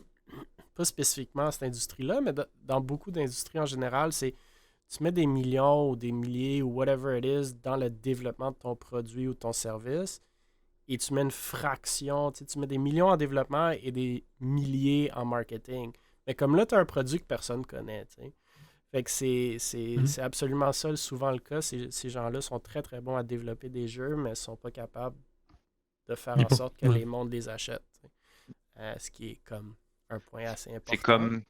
C'est comme si construire la meilleure voiture au monde, mais dans ton garage, puis c'est juste ça. tes amis qui l'ont vu. Ouais, c'est ça. Mais non, super cool comme programme. Donc, Babin va se créer un petit studio, puis il va participer, puis on verra s'il va aller chercher la cagnotte. Bon, notre ami Léonin et une équipe de recherche de l'UQAM mènent un projet de recherche pour mieux comprendre les gamers. Donc, François Léonin Savard, qui est souvent passé sur ce podcast-là et qui est dans l'e-sport québécois depuis que l'e-sport est sûrement même avant que l'e-sport soit un mot que le monde comprenait. Il fait partie de cette équipe-là. Il monte un projet de recherche qui vise, entre autres, à mieux comprendre les joueurs et joueuses de jeux vidéo, leur rapport entre eux et les structures qui encadrent leur pratique vidéoludique. Fait qu'ils ce groupe-là veulent documenter le rapport entre ces joueurs et les jeux vidéo et l'expérience au sein des communautés d'entraide des joueurs et des joueuses. Pour ce faire, il invite tout gamer à participer à une entrevue individuelle d'une durée de 30 minutes environ, réalisée par vidéoconférence. Il suffit de remplir le formulaire de recrutement que Léonin partage dans les commentaires de sa publication. J'ai pas plus d'informations que ça. Je tenais quand même à mettre un peu de rayonnement sur ce que Léonin fait, parce qu'il fait souvent des beaux projets. Je suis pas certain d'être d'accord avec l'approche ici. Je sais pas combien de gens il va réellement aller chercher qui vont prendre le temps de non seulement 30 minutes de vidéoconférence, mais d'aller céduler, etc.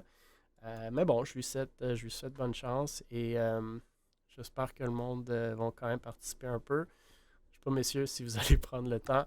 Moi, je l'ai pas encore fait. On verra. Léonin, tu sais où me trouver anyway. Là. Moi, si Léonin m'offre une bière pour un 30 minutes de vidéoconférence, on n'a pas de problème. Une bière via Uber Eats. Hein? Un petit jus. Oh non, juste la bière, ça. Juste la pièce. On aurait dû faire. Il aurait dû comme attraper comme. Il aurait dû se faire une petite salle samedi au Valo Québec. Il y aurait genre 140 personnes qui auraient pu passer en entrevue. Là. Je pense que son meilleur moyen, c'est justement de s'attacher à un événement puis juste de grab le monde avec, c'est ça, une petite bière, une petite Red Bull gratuite. Avec la petite veste avec les petits bonbons à l'intérieur. Là. Hey, venez ici, là. Léonin est dans le chat, il dit ça va pas être lui qui va nous passer en entrevue parce qu'il nous connaît. Ah, fait que tu vas être biaisé, c'est ça. Okay. Là, j'ai peur des questions qui vont être posées si tu dois être objectif.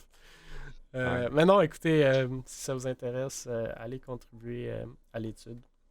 Okay. Entrevue au Meltdown. Hein. C'est ça. Je suis plus curieux de voir qu'est-ce que ça va donner. Ouais, moi aussi. On verra. OK. Dernier sujet, mais non le moindre. Oh boy. La Cour supérieure du Québec autorise une action collective contre Epic Games. Fait que les avocats montréalais de la firme Calex Legal avancent que le jeu de Fortnite provoque une dépendance chez certains utilisateurs. On dit que Fortnite n'a peut-être pas été conçu avec l'intention délibérée de créer la dépendance, mais c'est bel et bien l'effet que ce jeu a sur de jeunes joueurs.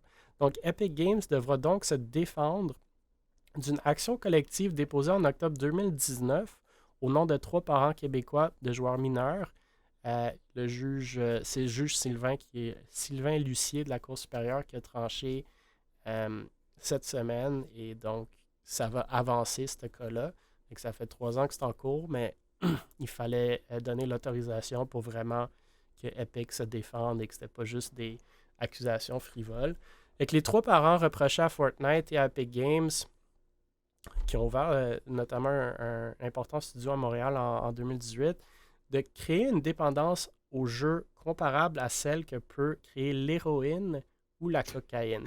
Fait que les symptômes de cette dépendance sont longuement décrits et incluent des migraines, des douleurs dorsales et cervicales, des manquements à l'hygiène de base, des troubles du sommeil ainsi que des troubles sociaux importants.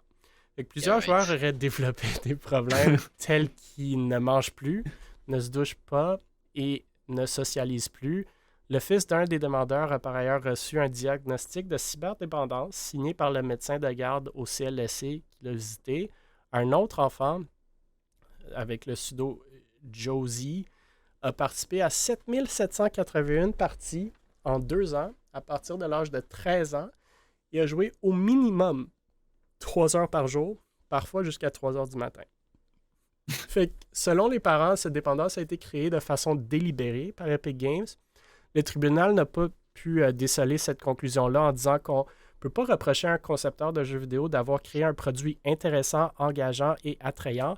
On conçoit mal que le créateur de jeu mettrait en place un jeu qui serait ennuyant, lent et incolore. C'est quand même un jeu qui est free-to-play, fait qu'on estime qu'en tout temps sur la planète, entre 3 et 4 millions de joueurs s'y donnent rendez-vous sur Fortnite. En 2021, le jeu a rapporté 5,8 milliards US à son développeur, Epic Games. L'essentiel des revenus provient de l'achat de V-Bucks, qui permettent d'acheter des skins, comme vous le savez. Il s'agit d'un autre volet visé par l'action collective aussi. On accuse Fortnite d'encourager la dépense excessive. On y mentionne par exemple que le fils de 10 ans d'un des demandeurs a dépensé plus de 600 $ pour des skins avec des cartes prépayées PlayStation.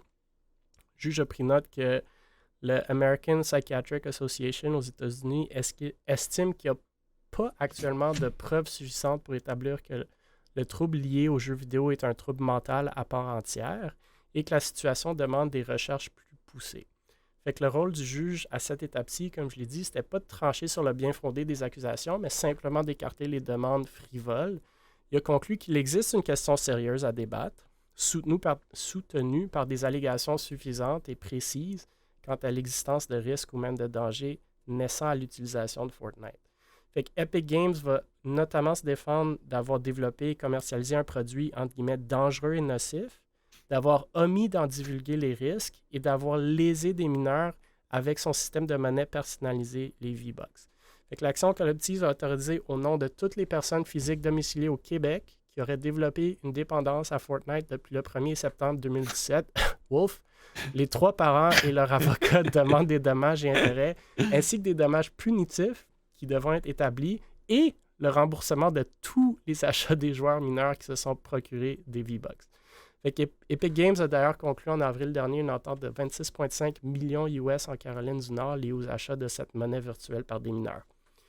Messieurs, what do you think of all this? Voilà. Qu'est-ce que vous pensez de ça? Beaucoup de choses à dire. Ouais. Super Ouais. intéressant comme sujet. Vraiment, vraiment. Moi, je trouve super intéressant. Eh boy. Genre, ok. Il est où le parent quand il vient temps de contrôler l'ordi? Comme, c'est pas Epic Games qui contrôle l'ordi, là, c'est le parent qui peut dire, tu sais, la plug, puis va te coucher, puis lâche l'ordi. Ouais, je suis d'accord. Écoute, je vais parler d'expérience personnelle. Je vais dire mon temps de jeu. Je pense qu'il y a pas vraiment de monde qui savent combien de jours de jeu que j'ai sur Fortnite. Et encore moins ce nombre d'heures que j'ai seulement. Tu fais partie de ça, là. Tu Ouais, vas te faire ouais. rembourser Puis, tes V-Bucks, là. je sais pas, je l'ai pas acheté tant que ça. J'ai acheté comme 2-3 fois, puis le reste, c'était les Battle Pass que je prenais à cause des V-Bucks que j'ai intégrés dedans. Fait que moi, ça a jamais été un problème. J'ai jamais été un gros dépenseur des jeux. Tu sais, je pense que Valorant, on sait tout à quel point toute la communauté dépense 1500, 2000, 3000$ ces skins. J'ai même pas 1600$, je pense, en 2 ans et demi. Comme, je suis pas orienté vers ça, vraiment. J'aime juste plus le jeu que d'autres choses. Mais sur Fortnite, j'ai 170 jours de jeu. 170 C'est jours. plus que 4000 Mais heures. ça veut dire genre, si tu En jouais à 3 temps ans. plein 24 heures par jour, t'as En fait, 170 c'est parce que. En 3 Ouais. ans, t'as une demi-année de jeu. Parce que dans le fond, jeu. quand j'ai commencé à jouer, j'étais en secondaire 4, je pense. 3-4. Puis secondaire 5, ça a été l'année que le COVID est arrivé. Puis une des moitiés de l'année, Ouais. on était à l'école à la maison. Puis les examens du ministère étaient annulés. Puis on passait notre année, basically, automatique. Fait que qu'est-ce que je faisais? Je me levais à 10h, je me levais à 9h et quelques. Mon cours était à 10h, de Fait 10h à 10h. un sixième de ton temps en 3 ans a été passé sur Fortnite. Je faisais rien dans ce temps-là. Je travaillais un peu, j'avais side job parce que j'étais à l'école. Là, je pense que Bon, j'étais vous voyez pourquoi Wolf est sur le podcast maintenant. J'ai beaucoup à dire là-dessus. Comme, je veux dire, Quand même. je trouve que ce côté-là Tes parents d'allier. faisaient quoi de tout ça? Mais j'avais des restrictions au début. Je pense que la première année au complet, j'avais le droit à 30 minutes de jeu la semaine électronique. Ça inclut mon cell et mon iPad. Puis j'avais le droit à 1 heure la fin de semaine. Puis j'allais souvent à 1h30. Puis il acceptait vu que c'était la fin de semaine. Mais sinon, le reste du temps, c'était je devais aller dehors. Ils J'avais sont mes passés sports. de 30 minutes le week-end durant la semaine à Non, non, mais là, 170 il jours de travaillait. Fortnite. Il travaillait, il Ah, savait pas ok. que je. Genre, c'est comme n'importe quel enfant, savait je pas. dépassais le temps. Mais non, il savait, mais comme. Plus ou moins. Et je Ouais, me ok. compte, malgré tout, j'ai abusé pendant un bout de temps, mais T'abusais comme du Alt-Tab comme moi quand c'est j'étais ça. jeune. Genre, il rentre dans la Ben non, salle. même Hop, pas. tab. Même pas. En plus, j'avais même pas le droit d'être sur l'ordi, j'avais fini mon temps, fait que ça marchait pas. Mais tu sais, malgré le fait que j'ai énormément joué, j'ai jamais lâché ma job, j'ai jamais lâché l'école, j'ai jamais arrêté Mm. mes sports. Tu sais, je fais du soccer depuis que j'ai 5 ans. Ok, j'ai fait du hockey jusqu'à mes 16, Mhm. 17 ans, puis là, j'ai arrêté parce que je me focusais sur le soccer. J'ai T'as jamais pas arrêté arrêté de tout, manger moi. ou de te C'est ça, doucher. j'ai pas arrêté de manger, de me doucher, j'avais toujours une très bonne hygiène. Je mangeais chaque jour, j'allais à l'école, j'étais pas reposé, mais ça, c'est un détail.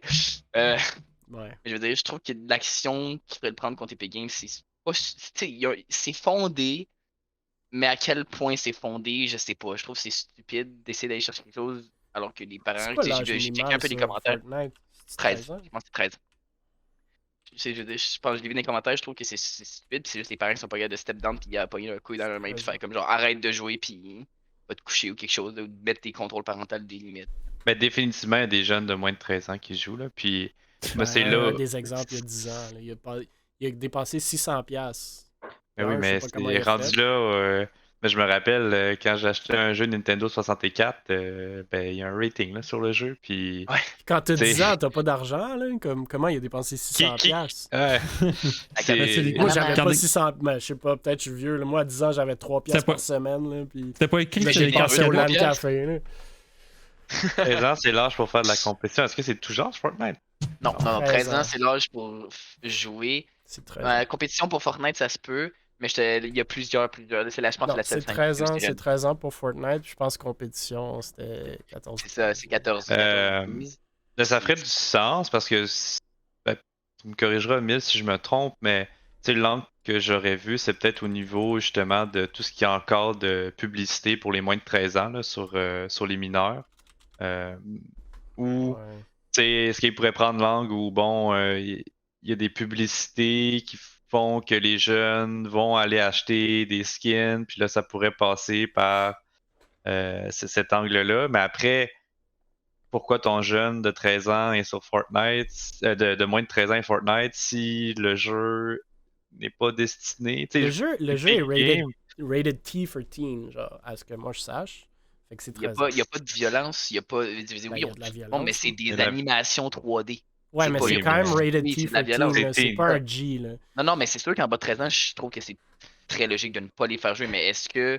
De là, je veux dire, là, c'est là que je veux dire le côté, les parents doivent step down, faire comme genre, ben, t'as pas 13 ans, tu joues pas. Ben, Ouais. c'est ça. Mais même c'est- à 13 ans, tu sais, même à 13 ans, puis je pense, tu sais, le but de cette action-là, c'est que les parents disent qu'ils ont créé un jeu qui a des aspects d'addiction qui sont exprès dans le jeu. Fait que, de un, est-ce qu'on est d'accord avec ça? Je veux Les des preuves. V-Bucks, le grind. Parce que moi, dans mon temps, le grind n'existait pas. Il y avait pas. Non, mais tu grind. Dans les jeux aujourd'hui, tu grind. Le plus que tu joues, c'est Valorant, tu déclenches. OK, là, j'ai plus de skins ou j'ai plus d'agents. Dans le temps, tu payais 70$, tu avais tout dans ton jeu. Là. Ben, World of Warcraft. Avant World of Warcraft, exactement. Avant World of Warcraft. World of Warcraft a introduit cet aspect-là. Puis World of Warcraft, my God, qu'il y en a du monde qui ont passé des jours là-dessus. Mais c'est ça, cet aspect-là de grinding qui est difficile, je trouve. Puis si tu vises des jeunes avec des jeux où est-ce que grinder, c'est une des mécaniques les plus mises de l'avant, j'avoue que c'est dangereux. Mais moi, je suis pas prêt à dire que, personnellement, puis là, je dis pas que c'est la réponse, mais personnellement, je suis pas prêt à dire que c'est de la faute à Epic Games. Genre, il faut être un parent à un moment donné. Si quelqu'un a plus de 18 ans puis il va être addict sur quelque chose, il a le droit de gambler, il a le droit de faire toutes les addictions qu'il veut. Il faut être adulte puis savoir ce qu'on fait. Avant cet âge-là, surtout si on habite chez nos parents, puis il faut haute vitesse pour faire ça, un hostie d'ordi pour jouer. Puis si tu as 600$ en V-Bucks, c'est que tu es allé les chercher à quelque part à 10 ans, OK? Puis si ton jeune joue minimum 3 heures par jour jusqu'à 3 heures du matin à 13 ans, je comprends qu'il y a une addiction, je comprends ça, puis je dis pas que c'est pas vrai, puis je dis pas qu'il peut pas être diagnostiqué cyberaddict, Mais là, comme parent, comme tu débranches le style Wi-Fi, non? Ouais, comme- ouais. Ils jouent chez toi, là, tu sais. On prend les exemples. Moi, quand j'étais plus jeune, je me rappelle, là, à 13 ans, il y en avait qui fumaient la cigarette, OK? Mais, tu sais, on s'entend, si le parent voit ça à la maison, excuse-moi, là, mais il va te confisquer la cigarette, là, puis ces gens-là, ils fumaient en cachette. Mais là, Fortnite, il joue pas en cachette, là. Il est chez lui, les parents, il est où? Moi, mes parents ont mis l'ordi dans la salle. C'est comme Wolf, on a vu du monde derrière. C'est pas toutes les Ouais, ordis mais là, sont. ça, c'est. Non, mais c'est Attends, correct. attends, Mais je dis pas ça négativement. Ton ordinateur, si ton jeune joue trop ou est excessif, t'as pas besoin de le mettre dans sa chambre. Tu sais, tu le mets dans la salle. Dans le la salle salon, collective, dans le le- salon, ouais. whatever. Jusqu'à temps que je Puis parte tu en appart. Moi, j'étais dans le monitores un sous-sol. Mais- Non, mais c'est correct. Non. Moi aussi, je suis dans le sous-sol. Mais C'est ça. tu sais, où tu es dans le sous-sol, puis tu descends de temps en temps, ou tu sais, comme, il faut juste. Le gamer mentor, c'est un bon exemple. Il faut juste bien encadrer nos jeunes avec le gaming. Là. Hey, salut. Je coach. C'est. Ouais, Mais c'est vrai. ça. Puis Léonin, tu sais, il dit dans le chat qu'il y a des spécialistes pour justement rendre accro les joueurs puis qu'ils reviennent sur le Faut jeu. exprès. Mais je veux dire, c'est complètement normal. Je veux dire, C'est tu prends des exprès, là, séries, c'est ça. tu prends des séries télévision, Ah oui. c'est le même Moi, les principe. Dragon tu sais. Ball, quand j'étais jeune, il faisait son Kamehameha, puis juste avant de frapper le gars, il fallait que tu achètes le prochain livre. Mais ouais, c'est ça. C'est comme ça que tu fais, là. C'est une Tu sais, business. c'est ça. tu vas pas faire un jeu poche délibérément pour pas que les gens reviennent, tu sais. C'est ça que le juge a dit un peu aussi. Après, y a-tu des aspects d'addict? Oui, Léna a raison. Ils font exprès pour rendre Mais les c'est joueurs ça la addicts. business. C'est ça Absolument. la business. Absolument. Et ils vont pas faire exprès pour dire Fait on que, est-ce que la pourrait solution. ne pas. Est-ce que la solution. Fait que là, en ce moment, puis tu sais, j'ai parlé au Gamer Mentor un peu aujourd'hui, puis il disait ça en joke un peu, mais je trouve quand même intéressant comme discussion. Présentement, on a des âges sur les jeux, puis plein d'autres affaires, mais T14 pour Fortnite.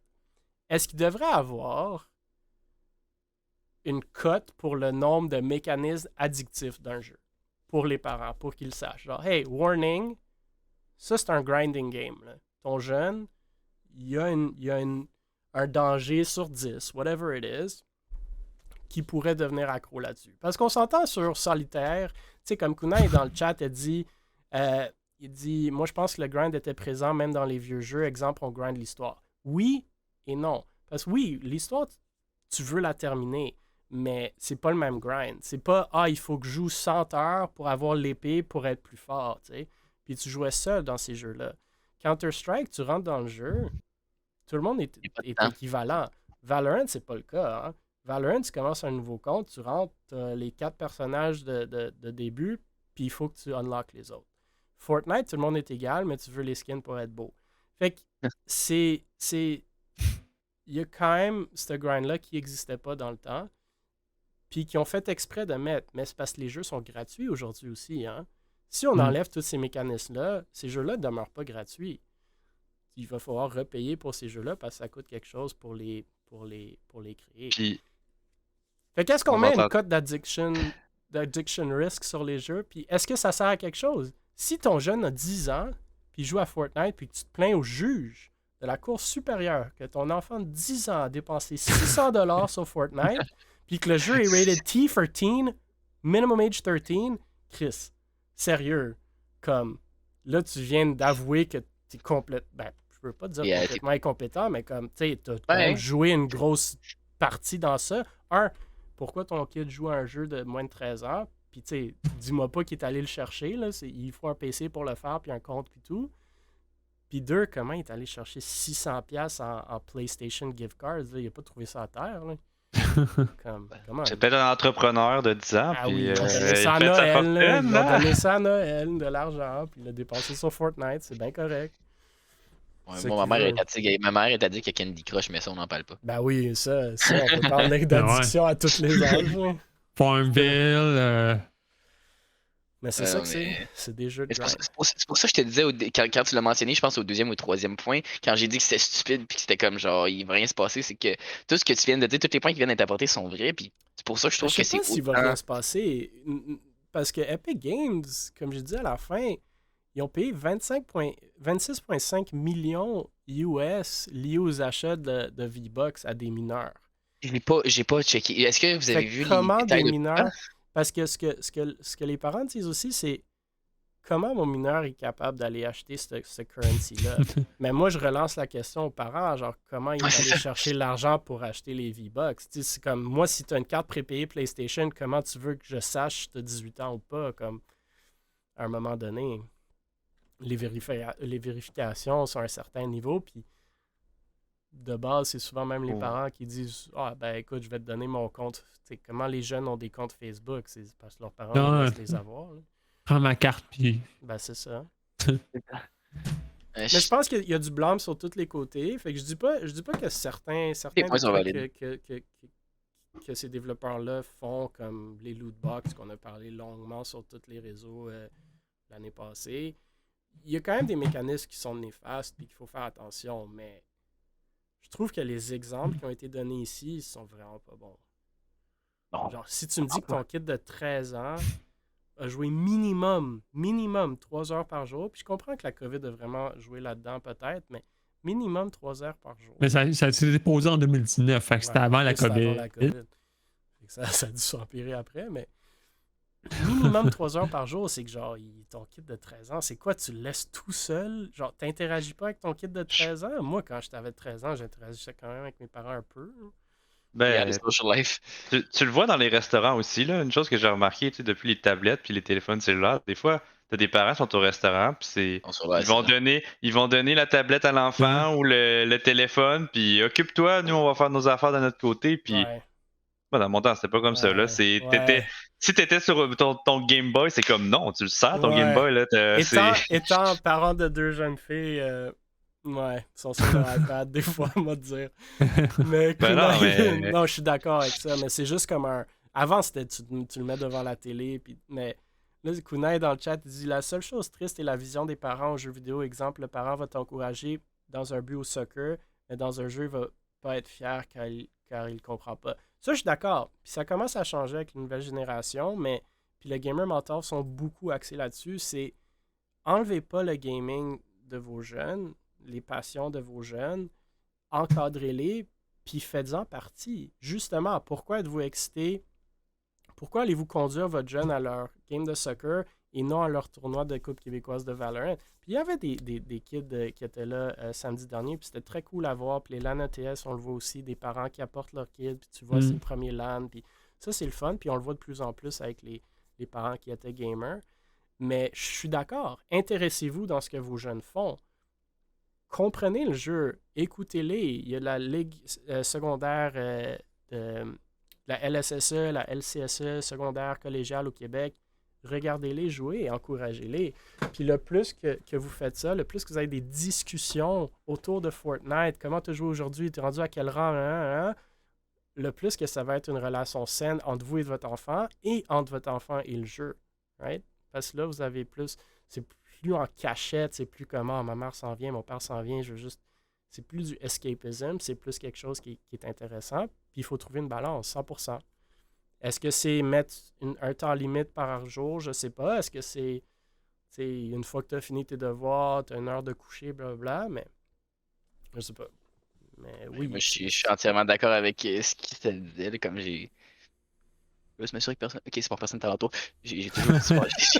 J'ai toujours pas de support de mes parents dans ce que je fais, puis comme peu importe ce que je peux leur dire, c'est sûr qu'ils agissent poliment, je vais le dire demain, je vais dire poliment, là, ah, c'est nice, c'est cool, ben je suis content pour toi, mais ils s'en contre-calissent. Mais c'est normal un peu aussi. Tellement, tu sais, je suis comme genre. C'est normal.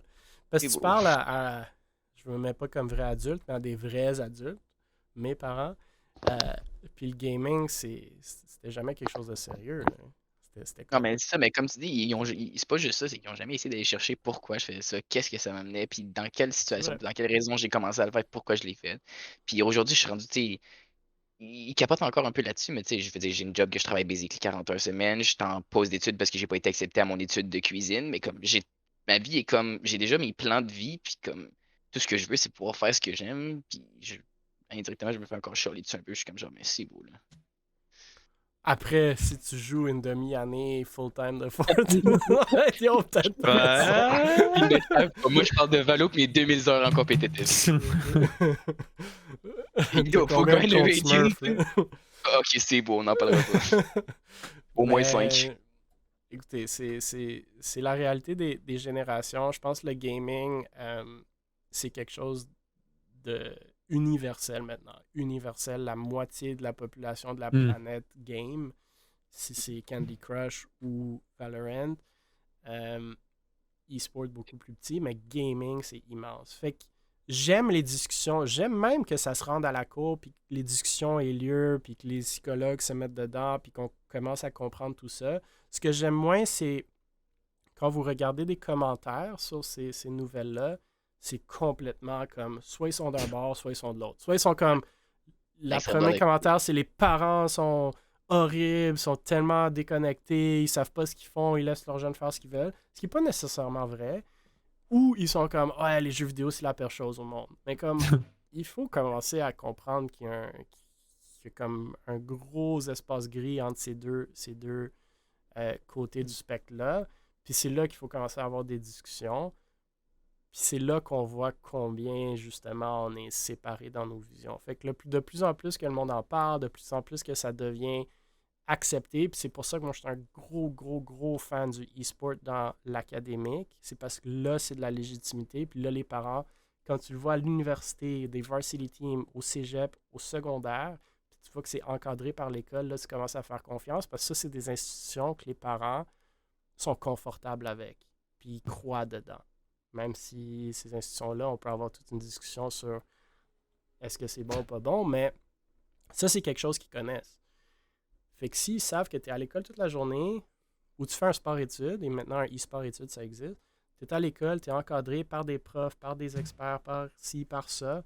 Moi, on a apporté des jeunes de Fortnite au Land de Drummond, puis ils étaient jeunes, ils avaient 14 ans, fait que j'ai parlé à leurs parents, ils sont venus en personne, ils m'ont parlé. J'ai vu comment le stress, puis même juste comment ils ont décliqué que c'est pas juste quelque chose qui est fait pour pour ceux qui n'ont pas de vie ou whatever. J'étais un avocat, j'ai un MBA, j'ai 2 enfants, puis je game, puis j'adore les e-sports, puis fait qu'ils sont comme ah merde, tu peux avoir du sérieux dans ces industries-là et en jouant. Puis ça peut juste être divertissement, ça peut être job, ça peut être n'importe quoi, mais tout doit être balancé. Le problème avec les histoires qu'on vient de nommer, c'est qu'ils sont pas balancés, right? Puis il y avait un moment dans ma vie que c'était moins balancé que ça l'est aujourd'hui aussi, mais c'est normal. Il y a des enfants qui abusent de la télé, qui abusent du soccer, qui abusent de drogue, qui abusent de whatever it is. Est-ce que Fortnite, c'est la pire chose? Non. Mais est-ce qu'il faut mettre des limites? Oui. Je suis accro au tennis, puis je suis blessé de partout à cause de ça. Là, fait que, ouais, c'est difficile d'être accro au sport physique. C'est ça le problème. C'est qu'éventuellement, ton corps est... ton corps est comme, too bad. Là. Yannick, là, il est 3h du matin, il n'y a plus de lumière. Genre, tu peux pas jouer. Là, pour moi, Yannick, il va trouver de la lumière. Ouais, c'est ça. Tennis intérieur, hein, Will? Voilà, c'est ça. Tout le temps, là. Les all-nighter de tennis. Boy. J'avoue que c'est pas des problèmes que mes parents avaient. Mais quoi que j'ai joué à beaucoup de sport longtemps. Mais c'était jamais de l'accro. Bref. Je sais pas pourquoi c'est juste Fortnite. Je pense que c'est juste Fortnite parce que c'est vraiment ça vise les jeunes, mais je vois pas la différence entre Fortnite c'est une cible facile. Ici, c'est une cible facile, puis ça fait extrêmement longtemps que c'est là. Ouais, c'est ça. C'est juste populaire avec les jeunes. Ça aurait pu être Pokémon sur Game Boy à l'époque, je veux dire. Ouais. Ça, c'est un grinding game, à dire. Tu veux catch des morts, là, puis niveau 100, là, tu vas en mettre des heures, là. Puis en plus, quand tu loadais ta game, en tout cas les premiers, je sais pas si c'est encore comme ça, mais ça te donnait le nombre d'heures que tu avais joué jusqu'à présent, là, puis... Si tu veux compléter le jeu vraiment à 100%, là, tu meurs, là, c'est... ouais. Il y en aurait tellement, on pourrait en parler toute la nuit, mais là... On verra ce que la Cour supérieure du Québec va dire, et on verra si ça va être apporté en appel après. Je trouve que les parents sont quand même motivés. Je veux mon argent. Je trouve, c'est ça. Même si tu te considères pas addict, t'es comme, j'avoue que give me my money. Ça serait cool. C'est ça. On peut-tu me rembourser les 170 heures avec une paye normale de job? Dans 110 jours, ces 3 parents-là sont motivés. Ils sont vraiment motivés. J'ai vu le commentaire de Michel Lamarche en premier, en dessous du tweet, j'ai un peu capoté. Moi, mes parents auraient crissé l'ordi par la fenêtre, ça aurait arrêté là à un moment donné, avant d'aller à la Cour supérieure pour poursuivre Epic Games. C'est cool, il faut du monde comme ça, mais Là, il n'y a pas eu une nouvelle aujourd'hui comme quoi un enfant a tué ses parents parce que Oh, sa shit, mère, dis-moi pas parce ça. que parce qu'il voulait pas acheter un VR, quelque chose comme ça. Il me semble que j'ai vu ça Oh, passer à la TV, damn. une nouvelle. Hi. On dirait que le timing est le timing est intéressant. Fait C'est à cause que, de c'est ces ça, les games, c'est à- parents ont tellement peur, ils sont Écoute, comme, mais non, on Mille, va laisser mon jeune jouer, esti. Mille, tu pourras investir là-dessus pour la prochaine cutscene. Ouais, je vais aller checker ça, là. Mais C'est sorti aujourd'hui. il y avait un truc qui est passé sur Twitter il y a quelques mois où est-ce que justement le père d'un streamer ou d'un gamer a jeté son ordi dans la piscine. Puis là, deux gros streamers se sont mis ensemble pour lui acheter un nouvel ordi. Mais moi, j'ai rien compris. Je suis comme, ben le père, quand il voit le nouvel ordi rentrer, Il va le genre, jeter par la juste fenêtre. le grisser dehors. C'est une nouvelle américaine, ok, c'est pas au Québec. Ouais, c'est ça. Pour... Alright. ouais. Ben, messieurs, c'était cool comme sujet. C'est toujours le fun de parler de tout plein de choses qui nous tiennent à cœur et qui nous ont affecté à un moment ou à un autre. Wolf, C'est beau, moins c'est longtemps que pour le reste, je pense. Moi, ça remonte à quand même quelques années que je me cachais dans mon sous-sol à jouer à des jeux, mais Ouais, je faisais la même chose. là, bon, c'est pas vrai, je me cache encore. J'ai eu 300 heures sur Battlefield. Sinon, Ouais, tout? 300 heures, c'est J'ai plus rien. d'heures sur The Aim Wolf, il fait Trainer. ça en 2 J'ai semaines. plus d'heures sur The Aim Trainer, dude. J'ai 700 heures sur The Aim Trainer. Messieurs, des shout-outs, des commentaires, des insultes avant qu'on ferme le stream. Fuck la cause supérieure. Excuse. En soi. Dépendamment de ce Tes qu'elle va parents. dire. Dépendamment mais, de ce qu'elle va dire. Ben, Moi, en j'ai fait, aimé moi, les j'ai- réponses du juge à date. Là. Moi, sa réponse, on se dit comme, ben là, vous vous attendez à ce qu'il fasse un jeu plate, comme je comprends pas. Là. Shout-out À to date, eSport, j'ai ben, aimé. J'ai un seul shout-out à faire, pour être bien honnête, c'est vraiment l'organisation puis toutes les personnes derrière Valo QC. Puis, Yeah. tu sais, je sais indirectement à quel point ça prend de l'organisation, du temps, de l'investissement, que ce soit temps, argent, tout ensemble, c'est juste quelque chose que j'ai trouvé extrêmement incroyable d'avoir pu en plus faire partie de ça, d'avoir gagné, fini deuxième, je pense, au tournoi de qualification, Yeah. d'avoir pu faire la saison au grand complet, d'avoir eu des changements de Deuxième roster dans la fini. saison aussi, je pense. Ouais, on a somehow fini deuxième, je sais pas comment. GG, on a fini deuxième. Puis, juste, je suis extrêmement reconnaissant d'avoir été capable de faire ça. Puis j'espère qu'il va y en avoir une autre. Je veux rejouer là-dedans, je veux mettre mon nom là, puis je veux montrer au monde que comme, je suis toujours là, puis je suis dans le top QC, puis je vais rester là. On fera une coupe québécoise de Fortnite pour Wolf. Mais ouais, non, écoute, merci Wolf. Mais ça nous a fait, ben, les trois ici, on était un peu derrière ça. présenté par les parents Ouais, qui c'est poursuivent les pour ça. pays. Très cool. Pour ça, je disais ça. Je sais que les trois, vous en avez mis beaucoup, puis je parle au nom de tout le monde, de toute la communauté Valo QC. Là, je pense que tout le monde a vraiment adoré ça, puis on veut vraiment une deuxième saison. On veut vraiment que ça continue, puis ça continue. C'est bon, on a compris. No Ah ouais, stress, c'est beau, no là. pressure, guys. No stress, no pressure, mais si t'en fais Non, pas, on va mais tout être fâchés. je vois pas pourquoi il n'y en aurait pas une deuxième. Puis justement, je pense qu'on s'assoit tous on a un call la semaine prochaine, tous ensemble, les organisateurs, pour en parler. En été de déjà Cable Wolf, là, faut faire attention. Bêtise. Able Wolf. Mais non, moi c'était ça mon shout-out. C'était vraiment principalement pour Valo QC. Là. Super saison, puis c'était vraiment le fun. Cool. Bernie, Babinski. Yep. Bernie veut fermer le stream pour qu'il se retourne pour écouter les Charles, Game les Awards. autres. Non, pas. C'est correct que j'ai chaud dans le dos. Shout out à Mirage, gros week-end de win après une semaine un peu controversée, un peu en haut de Mirage. Mais bon, Le retour de Mirage au Québec Yeah, there we go. comme grand champion, comme avant la pandémie. Oh. Je suis content. Mais oui, merci messieurs, Babinski, Wolf, Bernie, d'être là. Super cool de vous parler de tout plein de choses, gaming et e-sports. Merci à tout le monde dans le chat. Merci à tout le monde qui écoute par après sur YouTube, Spotify, Apple Podcasts, Google Podcasts. N'hésitez pas à nous envoyer des nouvelles que vous voulez qu'on couvre. N'hésitez pas non plus de reach out si vous voulez être sur le podcast. On veut inclure autant de monde que possible, avoir autant d'opinions différentes que possible. Et simplement de jaser nos projets, faire rayonner la scène e-sportive québécoise et canadienne et encore plus grande que ça. Je pense de plus en plus qu'on en parle, de plus de projets, de beaux projets qu'on va voir passer. et peut-être de plus de projets qu'on va pouvoir commencer à fusionner ensemble pour en faire des plus gros. Donc, merci à tout le monde. On se revoit la semaine prochaine. Ciao, bye! Bye. Bye, tout le monde. Ciao.